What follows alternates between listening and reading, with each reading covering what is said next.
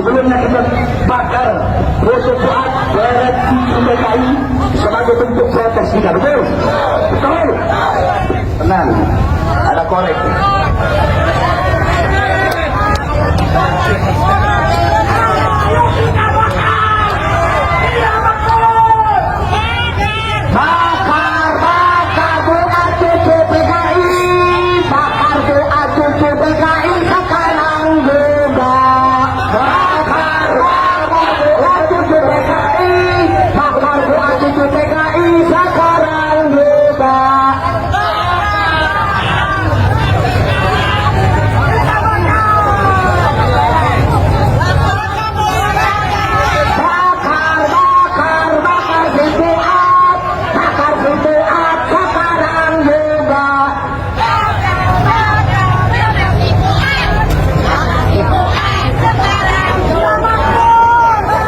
Gus Fuad disangka PKI. Gus Fuad itu keturunan kiai besar di Jogja.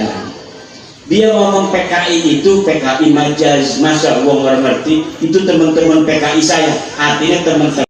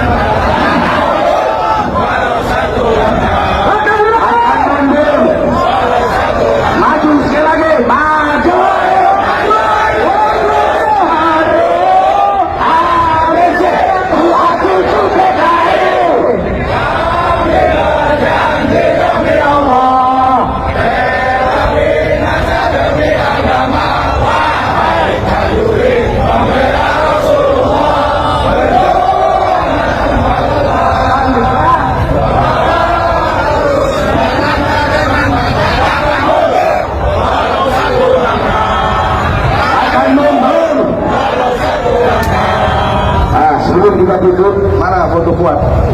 Kalau foto presiden aja orang ini bisa dibakar, masa foto Fuad yang dibakar? Ini Fuad kata sini. Kalau ada yang nggak terima dengan ceramah saya, silakan lapori. Paling kalau lapori, amalkan nanti saya datang ke Fuad, ya. Paling saya kena nanti kasus, ya dulu. Kalau saya datang ke Fuad, ya, dia, syarat dia. Paling saya kena 170 tawarannya lagi. 170 ayat 1. Kalau 170 ayat 2, ya lukanya agak berat. 170 ayat 3 ya mati. Atau lagi 351 ayat 1, 351 ayat 2, 351 ayat 3. Gampang. Sini dia sama-sama aja. Fuad untuk saya, Fuad untuk penjara, saya untuk saya masuk penjara. Kalau saya dalam penjara ada masalah. Pak, jiwa saya jiwa pejuang. Dimanapun diletakkan, tetap saya akan bertahan. Setiap begini.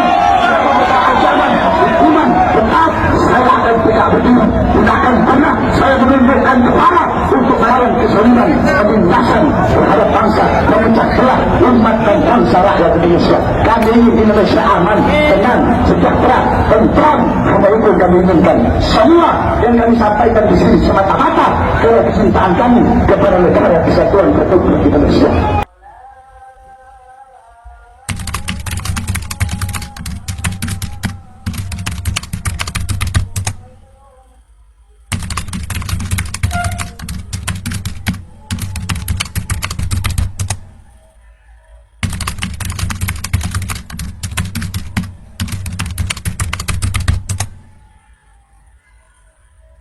Yang barangkali banyak teman-teman belum ketahui tentang saya itu kan sebenarnya bahwa saya sebagai kiai, sebagai seorang guru, sebagai ulama yang berusaha untuk melaksanakan tugas profetik, karena ulama warasatul anbiya adalah memberi contoh, memberi motivasi, memberi habitat, memberi apapun kepada seluruh makhluk Tuhan ya.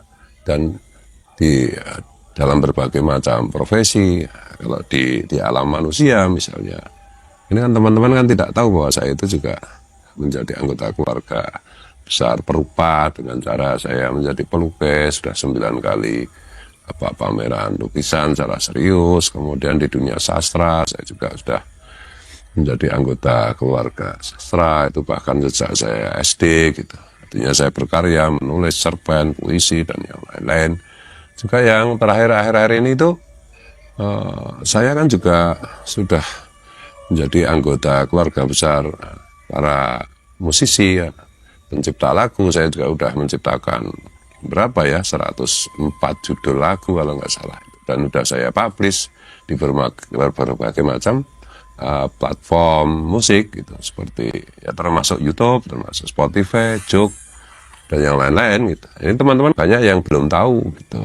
Nah, untuk menjawab pertanyaan yang tadi diajukan itu, ya kali ini saya karena udah lama juga nggak launching lagu itu, saya mungkin sekali-sekali perlu menjawab secara tidak langsung dengan media lagu. Kebetulan ini ada lagu baru, judulnya Nyanyi Sunyi Ani Ani. Ini berbeda dengan lagu-lagu yang sebelumnya ya, tautannya bisa diklik. Nah, ini saya juga karena udah lama nggak bikin lagu, tiba-tiba ada teman-teman ada bikin lagu judulnya Garam dan Madu yang begitu viral itu, ya saya jadi ingat pengen juga bikin lagu yang IDM seperti itu gitu. Dan ya silakan menikmati lagu saya. Mungkin semua pertanyaan tadi jawabannya ada di situ, mungkin juga enggak. Ya udah diklik aja, dinikmati. Oke.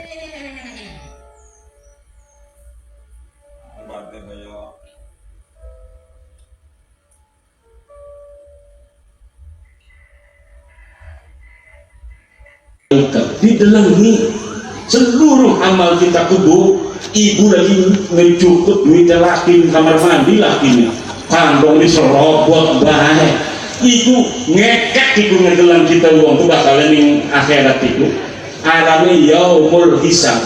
Ibu uang ngapes nyisin, uang sejanggap wali, uang sing dianggap cucu nabi, di situ semuanya dibuka di hadapan seluruh manusia min ladun Adam ila yaumil kiamah. Maka sebelum hari yang sangat memalukan itu datang, wahai para pemalsu, sadarlah pung masih ana waktu. Bengen leluhur sira iku ora dosa sing durung bab nasab kima, kecuali sing pertama kali berbohong. Tapi yang di tengah-tengah itu nggak tahu derek yang selamat. Tapi dari tahun 2022 orang-orang yang masih mengaku tanpa data dan buktiku neraka urusan aneh. Apa maning sampai marah-marah ngajak-ngajak perang ning wong pribumi. Lewat pribumi aja ditakoni perang, jam bagian kita tuh kan perang leluhur kita badan. Tetapi kita duduk itu digelati. Di sini digelati adalah kesadaran seluruh kibin dulu pula kibin itu supaya sejarah segala macam aja dirubah, supaya menjadi pahlawan aja wong sing ora berjasa. Lah Gus Fuad wingi ngomong, Gus Fuad Idrus Al-Jufri tidak layak jadi pahlawan karena berdasarkan bukti dan fakta dia bukan orang Indonesia, dia pindah tahun 1922, merdeka tahun 1945. Kalau dia pahlawan harusnya dari tahun 1922 itu dia ikut berjuang pernah menggerakkan rakyat untuk melawan penjajah, tapi tidak ada datanya. Ini yang diomong sama Gus Fuad. Beliau tidak setuju karena Idrus Al-Jupri tidak layak jadi pahlawan karena dia tidak mengangkat senjata, dia tidak mengajak jamaahnya untuk melawan penjajah. Setelah merdeka tahun 1945 masih ada pergolakan Belanda teka maling sampai 1949. Tidak ada satu data pun Salim bin Idrus Al-Jupri ikut terjun ke medan perang untuk melawan penjajah. Sedang sembiarani pahlawan itu syarat utamanya pernah turun ke medan perang atau dia berjasa besar setelah merdeka. Hidup misalnya dia lahir 1946 sesudah merdeka, barang anu kayak Gus Dur radhiyallahu anhu banyak jasa untuk negeri ini. Dialah yang telah mengelus-ngelus memberikan harapan penghormatan kepada masyarakat Papua sehingga Papua tidak jadi untuk berpisah dari NKRI. Itu jasanya besar. Walaupun dia tidak ikut perang karena memang lahir 1946, maka dia layak jadi presiden. Mbah Abbas Buntet, dia banyak saksi, bukti sejamannya banyak. Mbah Hasim mengangkat dia jadi panglima santri perang 10 November. Perang 10 November itu seluruh rakyat punya panglima. Anak panglima pemuda, anak panglima dari orang Cina, panglima dari orang-orang nasionalis, dari kaum santri ikut perang. Panglimanya namanya Mbah Abbas Buntet, kakek daripada Gus Abbas ketua PWI. Itu saksi-saksinya banyak, diakui oleh TNI, diakui oleh Polri. Orang semacam itu layak jadi pahlawan nasional. Tapi Salim bin Idrus Al-Jupri tidak ada datanya. Kemudian syaratnya harus WNI. Dia tidak WNI karena lahirnya di Yaman. Kata Gus Fuad mengklarifikasi istilah monyet itu, bahwa istilah monyet itu bukan untuk pribadi Salim bin Idrus, tetapi itu untuk usaha-usaha yang melawan undang-undang. Orang yang tidak memenuhi syarat menjadi pahlawan ama orang-orang tertentu diusahakan menjadi pahlawan. Ini yang disebut monyet oleh Gus Fuad, bukan kepada diri Salim bin Idrusnya. Gus Fuadnya sudah mengklarifikasi, sudah mohon maaf.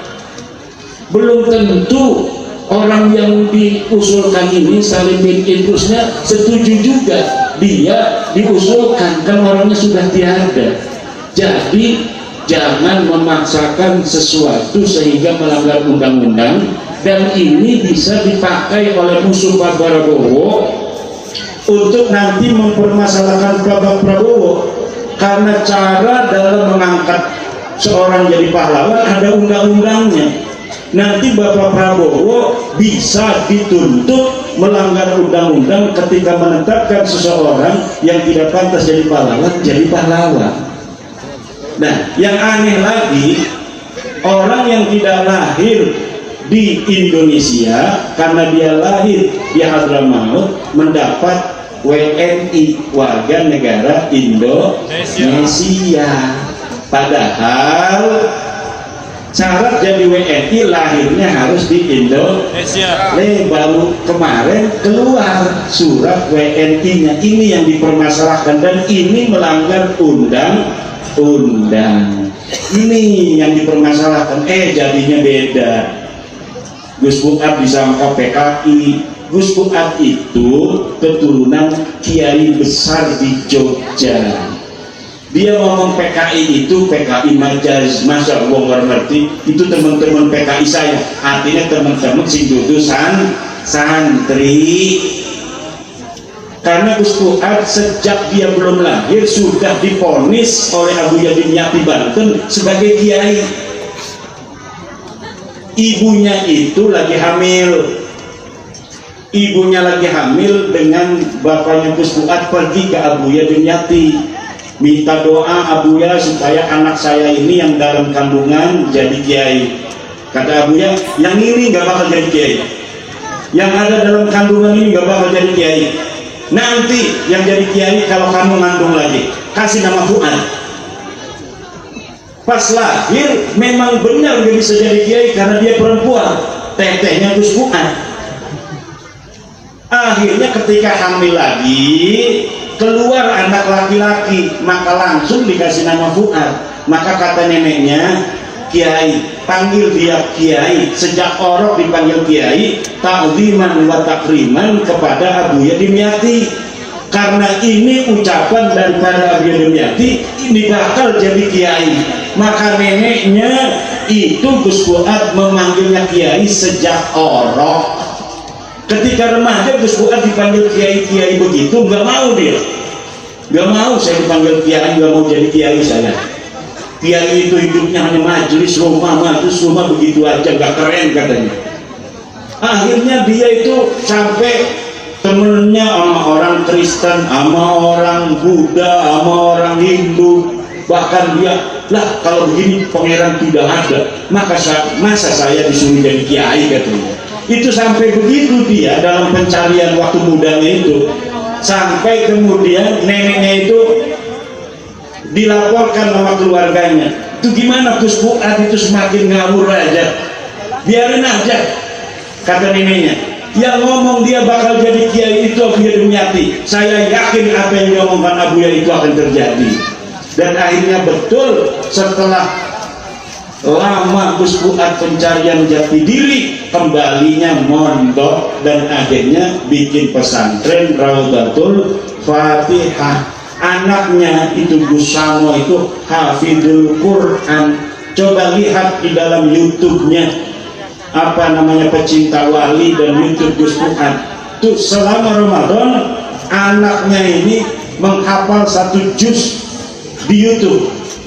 Saya dengarin, luar biasa, bukan hanya hafal tapi makhrajnya saja bagus karena dia keturunan ulama-ulama kiai-kiai di Wonokromo, keturunan Sultan Hamengkubuwono yang kemudian menurunkan para ulama-ulama di Yogyakarta melalui Kiai Melangi. Itulah keluarga besar Gus Fuad. Neneknya namanya Warsina, dibikin oleh orang-orang buzzer-buzzer itu, katanya Warsina ini PKI. Lah orang-orang Jawa ya nama dulu itu Warsina itu banyak sekali. Nama Warsina itu nama yang lagi keren pada masa itu. Banyak orang yang namanya Warsina. Katanya ini Gerwani. Gerwani tidak ada yang namanya Warsina itu. Ada juga Marsina, aktivis sosialis yang mati tidak ketahuan apa kuburannya. Itu bukan orang PKI. Jadi hari ini muter-muter karena perangnya hanya perang medsos, perang narasi. Yang saya berikan kepada PKI, tetap jaga kondusivitas para laskar, harus koordinasi dengan tentara dan koordinasi dengan polisi. Kita bersinergi menjaga keamanan dan ketertiban negara dan bangsa Indonesia. Provokasi Rizik Syihab itu ngajak perang akan dilaporkan, dan aku perintahkan sebagai wakil ketua PWI RS Pusat agar seluruh pengurus-pengurus daerah melaporkan provokasi itu agar ditangani secara hukum yang berlaku di Indonesia. Senin mulai laporkan. Kita tidak pakai kekerasan, tapi kita negara hukum, Panglima Negara Indonesia adalah hukum, maka kita laporkan ke polisi, biar polisi yang kemudian menangani dan menangkap orang yang telah